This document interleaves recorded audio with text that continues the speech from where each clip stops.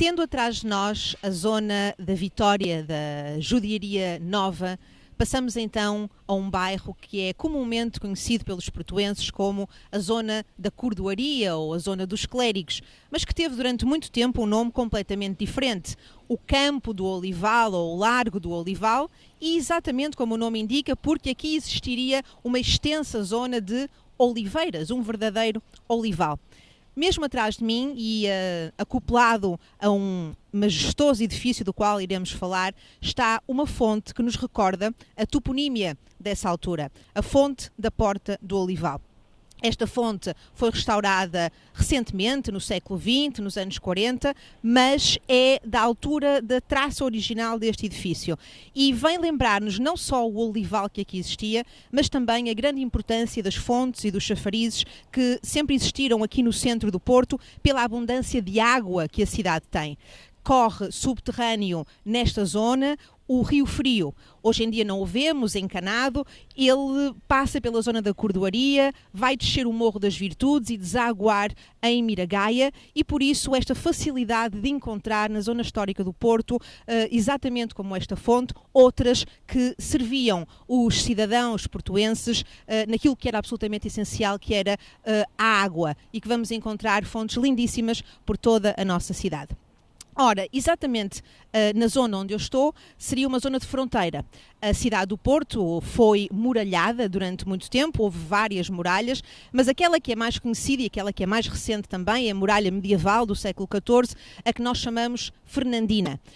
A cidade desenvolveu-se, foi necessário crescer e fazer uma nova muralha defensiva no século XIV, iniciada ainda pelo nosso rei Dom Afonso IV, mas terminada por Dom Fernando, e daí ter sido conhecida como a muralha fernandina do Porto. Ela era bastante extensa, abarcava uma parte significativa da cidade, desde lá de cima da Sé, passando pela zona da Ribeira, tinha uma extensão de quase 3 km e uma altura média de muros entre os 10 e 11 metros, com várias torres, e claro, as aberturas entre portas e postigos. Havia 18 entradas nessa muralha fernandina e uma delas era exatamente aqui, e que se chamava, imaginem surpresa, a Porta do Olival, exatamente pela sua localização. Não resta nada da muralha que aqui passava, a não ser uma das paredes de um dos cafés que está muito próximo de nós, que é o Café da Porta do Olival. Claro que existem troços da muralha fernandina noutros locais da cidade, mas onde nós estamos é mesmo o único vestígio, é uma das fachadas desse Café da Porta do Olival, e que, segundo um dos grandes entendidos na história do Porto, Germano Silva, é o café mais antigo do Porto, porque funciona ininterruptamente desde 1863, e convido-os a entrar e a verem, numa das paredes interiores está inclusivamente uma pequena exposição com o artigo deste afamado historiador, e que é de interesse para quem passe na zona e queira conhecer um bocadinho mais sobre a história dos cafés aqui da cidade do Porto. Um dos edifícios mais emblemáticos desta zona do Porto é o antigo Tribunal e Cadeia da Relação, este majestoso edifício de estilo classicante que está exatamente nas minhas costas e que hoje é o Centro Português de Fotografia, um local cultural de exposições onde se pode também visitar a antiga cadeia, mas não só, várias exposições que vão passando por aqui de grande interesse. Ora, aqui era uma prisão, mesmo antes deste edifício ter existido, ainda da época do domínio filipino, já aqui havia o aprisionamento dos delinquentes. Mas, dada a necessidade de construir um edifício novo e muito maior, que chegou a ter capacidade para albergar uma capacidade de 500 prisioneiros, na altura dos Almadas, pai e filho, grandes transformadores urbanísticos da cidade, fez então aqui este enorme edifício que funcionava então como tribunal da Relação, que, como sabem, é uma das instâncias do nosso sistema judicial, e como cadeia onde ficavam os delinquentes ou à espera de julgamento ou os já condenados.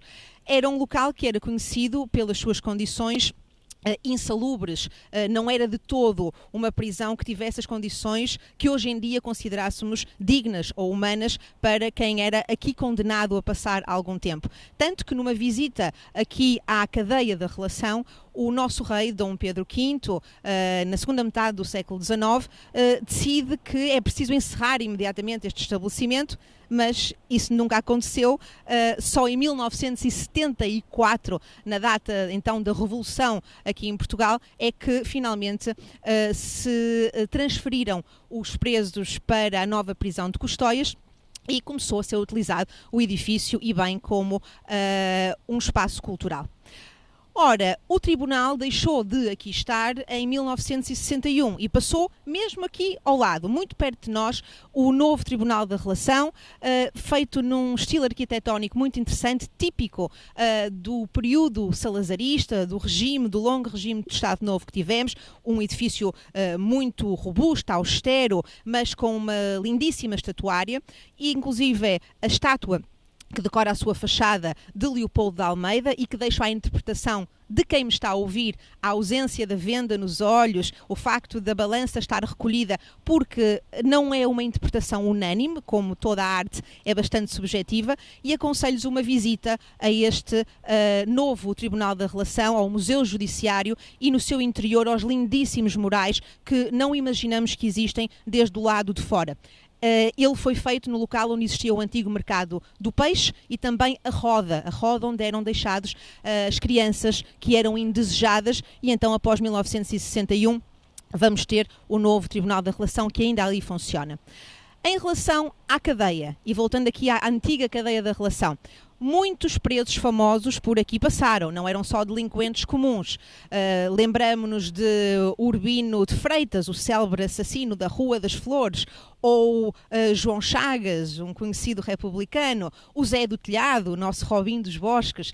Mas, principalmente, claro, todos conhecem, este foi o local onde esteve encarcerado o famoso escritor romântico do século XIX, Camilo Castelo Branco. À altura, era crime o adultério e ele cometeu com a mulher de um rico e abastado burguês aqui da cidade, Pinheiro Alves. Esta senhora era de seu nome Ana Plácido, como todos devem saber, e os dois então foram encarcerados em alas diferentes, havia uma ala feminina e uma ala masculina, e aqui ficaram um pouquinho mais do que um ano a aguardar julgamento. Eles foram presos ainda antes de serem condenados, porque aliás eles nem sequer foram condenados. Depois do período de encarceramento, eles acabaram até por ser inocentados em tribunal, o que é bastante interessante.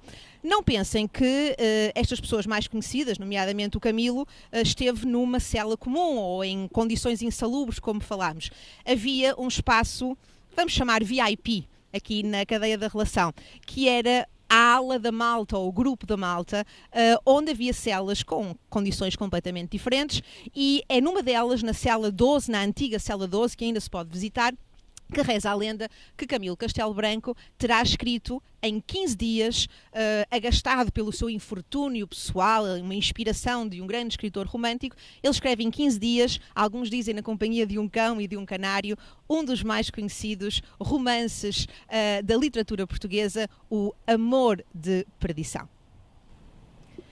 Lembrando a prisão dos dois amantes em 1861 aqui, na antiga cadeia da Relação, e a propósito da celebração da publicação do romance Amor de Perdição, em 2012 foi encomendada esta estátua, esta manifestação artística a Francisco Simões, a estátua do abraço entre Ana Plácido e Camilo Castelo Branco.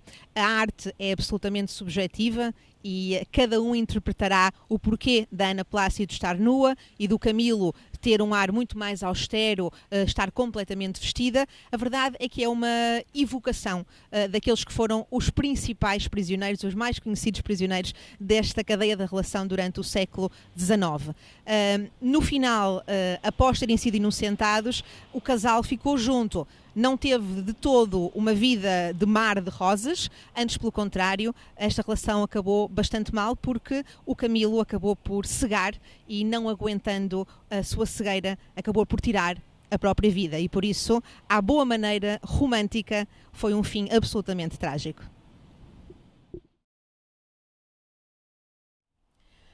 Estamos num dos locais mais emblemáticos desta zona e não só, de toda a cidade do Porto, o famoso Jardim da Cordoaria, o nome pelo qual foi sendo conhecido e que ficou registado para o futuro.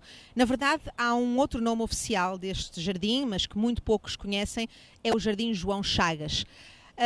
Estamos numa zona que era, como já referi, extramuros, estávamos fora da muralha e por isso, num espaço tão grande, era absolutamente propício para todas as atividades mercantis, venda e compra de mercadorias. Aqui havia bastante espaço para a realização de feiras. Não nos esqueçamos também da proximidade, mais tarde, em séculos posteriores, do mercado do peixe, do mercado do anjo, por isso uma zona propícia à atividade mercantil. Um dos mais ilustres portuenses de todo sempre foi o infante Dom Henrique. Ele nasceu aqui no final do século XIV, na Alfândega Velha, e é exatamente aqui na nossa cidade que ele resolve criar o seu primeiro estaleiro naval, na zona que hoje conhecemos como o Cais das Pedras e Miragaia. Havia um pequeno estaleiro naval onde foram construídos navios que depois se juntaram aos dos irmãos infantes de Dom Henrique e depois do sul de Sagres partiram em 1415 para a tomada de Ceuta, que é encarada como o grande início dos nossos descobrimentos. Esta pequena memória ou lembrança para recordar o nome do jardim. É que a navegação, houve tempos, foi importantíssima na nossa história. E este local, sendo tão comprido, era ideal para a extensão de cordas, para o negócio de cordas. E é exatamente daí que veio o nome Cordoaria, que adotámos tão carinhosamente. Ora, à medida que o tempo foi passando, sentiu-se a necessidade de ajardinar este espaço, torná-lo um local aprazível de passeio para a burguesia do Porto. O Porto sempre uma cidade essencialmente burguesa, com alguma pequena aristocracia, mas essencialmente burguesa, que cria um sítio simpático aqui no centro do Porto, depois já das muralhas fernandinas terem sido derrubadas. No final do século XIX, o Visconde de Allen resolve promover, contratando o arquiteto paisagista Emile David, a realização deste jardim, um jardim público e local de passeio. Na verdade, sabendo esta criação, esta gênese do jardim, é muito curioso sabermos que nada do que nos circunda vem dessa altura, porque a natureza fez das dela e em 1941 tivemos aqui um pequeno ciclone nesta zona do Porto que arrasou por completo toda a vegetação. Restou apenas uma árvore, um famoso negrilho, que tinha um longuíssimo ramo que parecia mesmo visualmente ser uma árvore de forca. E estamos tão perto de locais que verdadeiramente foram adros dos enforcados aqui nas zonas circundantes, que se criou a lenda, e repito, a lenda de que aquela árvore teria sido usada para enforcar de verdade pessoas, o que nunca aconteceu.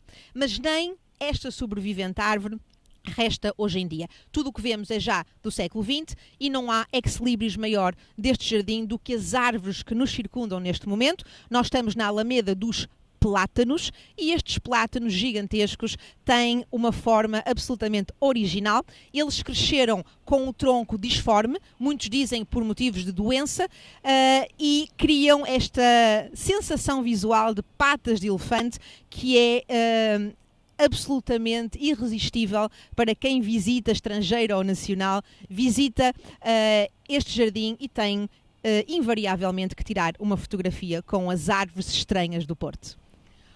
Outro dos segredos deste Jardim da Cordoaria é a sua estatuária.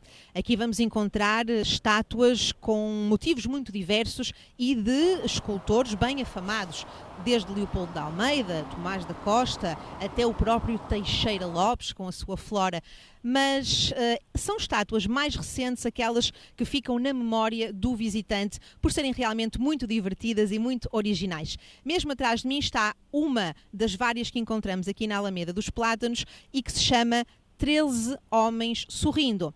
É de um artista espanhol, Juan Muñoz. Aliás, uma curiosidade, foi a última obra que este artista realizou antes de falecer, ainda muito novo, e a ideia é pôr-nos bem dispostos. Conseguem ver como as personagens se fazem rir umas às outras de tal maneira que vão caindo aqui por este espaldar abaixo.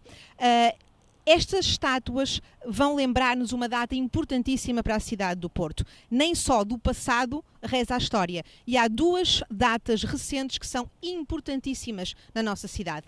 A primeira, 1996, a declaração Unesco Património Mundial da Humanidade, que foi realmente uma reviravolta enorme, principalmente no turismo da cidade. E depois, 2001. Porto, capital europeia da cultura. E é exatamente uma obra da Porto 2001 que aqui vemos nas estátuas de Juan Munhoz. Atrás de mim está um dos hospitais centrais da cidade do Porto, o Hospital de Santo António. Ele vem substituir um antigo hospital muito mais pequeno que pertencia à Misericórdia, se situava na Rua das Flores. Já praticamente nada resta desse edifício do Hospital de Dom Lopo, mas é exatamente a Misericórdia que o vai patrocinar, porque os terrenos pertenciam à Misericórdia. Era um terreno complicado para construção, pantanoso, e que previu um orçamento gigantesco. Era realmente uma obra colossal a que se queria fazer aqui e que não chegou a ser terminada na totalidade na altura, no século XVIII. Conseguimos ver aqui uma ruptura muito interessante entre o estilo mais habitual da cidade do Porto, o estilo barroco, símbolo de uma burguesia muito endinheirada, com este neoclassicismo, também chamado de estilo neopalaciano, muito inspirado pela arquitetura inglesa, que é o Hospital de Santo António. Aliás, ele foi realizado por um arquiteto inglês bastante conhecido, John Carr, e dizem que fora de Inglaterra é realmente o edifício de estilo neopalaciano inglês mais importante e de maior dimensão que existe fora de Inglaterra. Conseguimos ver aqui uma questão interessante. Já sabemos que a comunidade britânica tinha uma enorme influência na cidade do Porto nestes séculos, devido ao negócio do vinho do Porto, e conseguem ver que essa influência chega ao ponto de condicionar o estilo arquitetónico que a cidade começa a abraçar. Há também uma curiosidade muito interessante sobre o Hospital de Santo António. Ele é, no centro do Porto, o edifício com a mais comprida fachada, tem 177 metros de comprimento, é realmente muito, muito grande.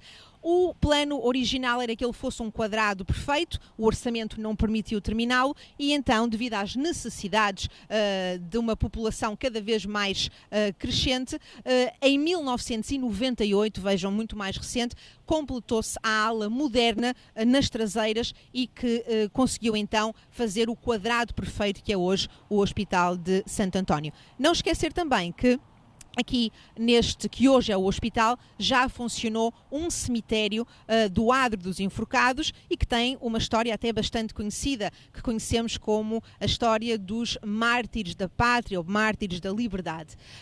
Estávamos numa altura de início de grande confronto entre aquilo que era o pensamento conservador, miguelista, e o pensamento liberal de Dom Pedro, e a cidade do Porto, já de pendor claramente liberal, em 1829 assiste ao enforcamento de 12 liberais, um dos nomes principais, Brito da Cunha, que lá embaixo, onde hoje é a Praça da Liberdade, antigamente chamada a Praça Nova das Hortas, onde aliás funcionou a Câmara Municipal do Porto durante bastante tempo, aí se colocou uma forca improvisada e esses 12 liberais foram pelas tropas miguelistas enforcados. Depois de enforcados foram decapitados e os seus corpos foram trazidos exatamente para o que hoje são as traseiras do Hospital de Santo António, o tal cemitério do Adro dos Enforcados, e quando a contenda terminou com a vitória liberal, os seus corpos foram recuperados e acabaram por ter como destino final o seu repouso eterno no cemitério do Prado do Repouso.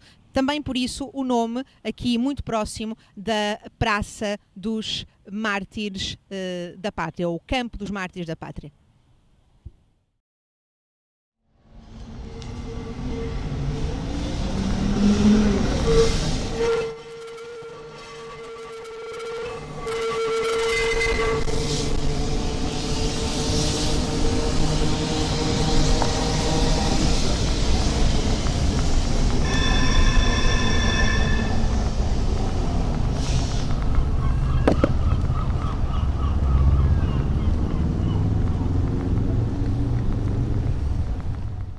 Estamos aqui já na zona do Carmo e junto às trilhas do elétrico, que vamos encontrando por todo o centro do Porto e não só, também na zona ribeirinha.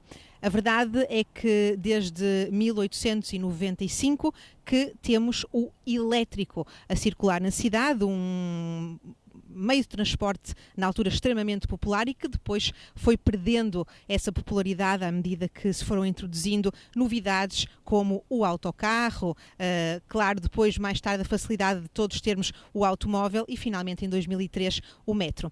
Na verdade, o elétrico, e nós somos muito pragmáticos com o nome, elétrico de eletricidade, e essa eletricidade era produzida na central de Massarelos, que fica lá embaixo junto à zona ribeirinha, e que produzia eletricidade a partir do carvão das zonas limítrofes aqui da cidade do Porto, nomeadamente, mas não só, de São Pedro da Cova e às vezes utilizando também carvão inglês, ou como diziam as más línguas, quando era necessário mesmo que fosse bom, o carvão vinha de Inglaterra. Mas tínhamos aqui muitas minas de carvão e que alimentaram durante muito tempo a central de Massarelos.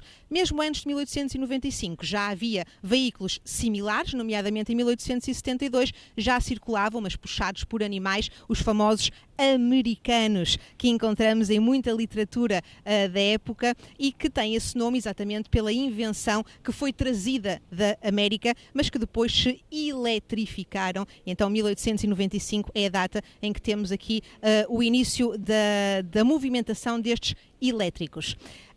Como a população local foi adotando outros meios de transporte, os elétricos estiveram quase mesmo no risco de encerrar, de se extinguirem, o que seria uma pena.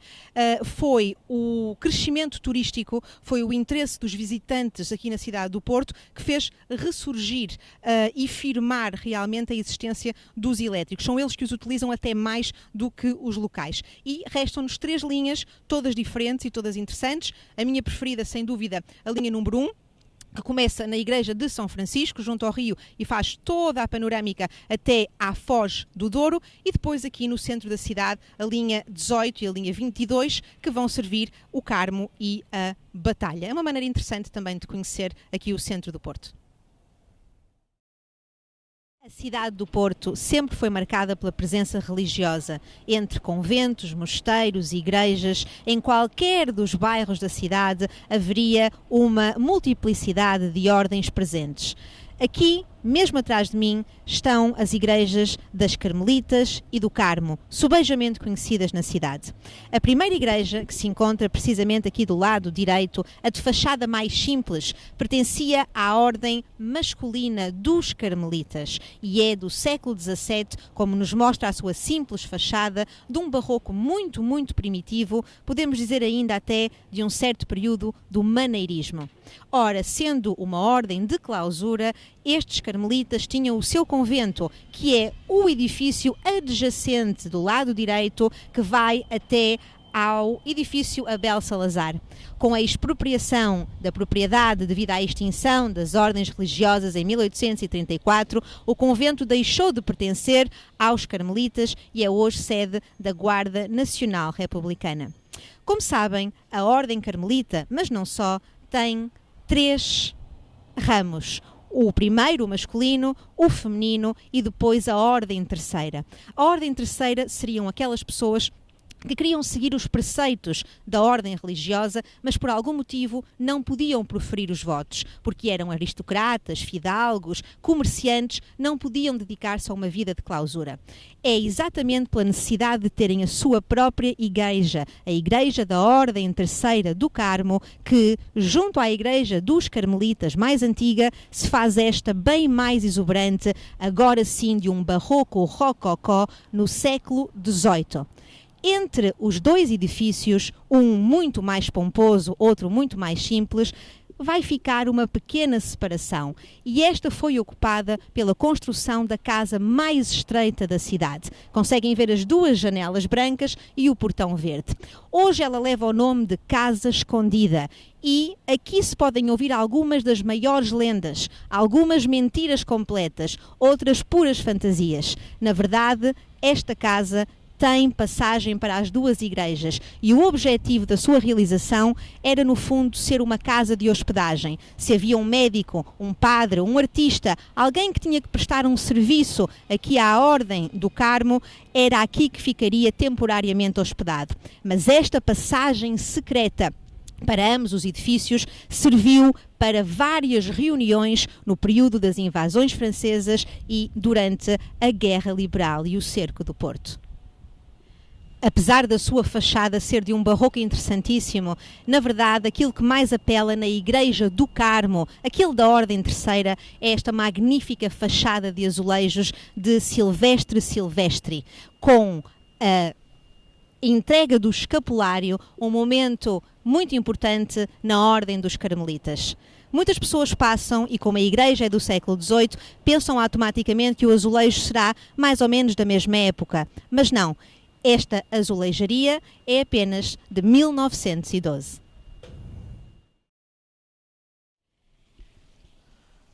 Se eu lhe disser para se encontrar comigo na Praça Gomes Teixeira, no Porto, provavelmente vai ter alguma dificuldade em saber onde é que eu estou. Mas se eu lhe dissesse para se encontrar comigo na Praça dos Leões, não havia a mínima dúvida. Este é o apelido carinhoso pelo qual os locais conhecem esta zona onde eu estou. Praça dos Leões. E isso tem a ver com a fonte que está aqui mesmo ao meu lado. Esta fonte que foi encomendada pelo serviço da Companhia de Águas do Porto a uma empresa francesa no século XIX e que tem belíssimos grifos, leões alados e que, apesar de não serem realmente leões, as pessoas sempre os interpretaram e os chamaram de leões. Mais uma vez temos aqui a presença de uma fonte a lembrar-nos a importância destes rios e da abundância da água que existe nessa zona onde estamos. Do lado contrário à fonte está um dos edifícios também ex-libris desta zona que exploramos hoje, que é a Reitoria do Porto, a Reitoria da Universidade do Porto. Um enorme edifício, no mesmo estilo clássico, e que tem uma história já bastante longa. Começa por neste local haver um local de ensino religioso, o Colégio de Nossa Senhora da Graça, depois evolui para uma escola de comércio e náutica, acaba por ser mais tarde a Academia Politécnica e só com a implantação da República em 1910, um ano depois, em 1911, é criada a Universidade do Porto. Ora, o primeiro reitor da Universidade do Porto, um eminente professor catedrático, um matemático, foi exatamente Gomes Teixeira, daí o facto do nome desta praça ser Praça Gomes Teixeira, uma homenagem ao primeiro reitor. E então aqui foi construída a primeira Faculdade de Ciências. A verdade é que, felizmente, a Universidade do Porto aumentou exponencialmente, hoje tem mais de 30 mil estudantes, é aliás orgulho tripeiro, uma das melhores universidades, consecutivamente nos rankings europeus, uma das melhores universidades, e acabou por se tornar tão grande que tiveram que criar-se polos noutras zonas da cidade, e este grande edifício ficou apenas como o edifício da organização central dos escritórios, ao qual chamamos então a reitoria.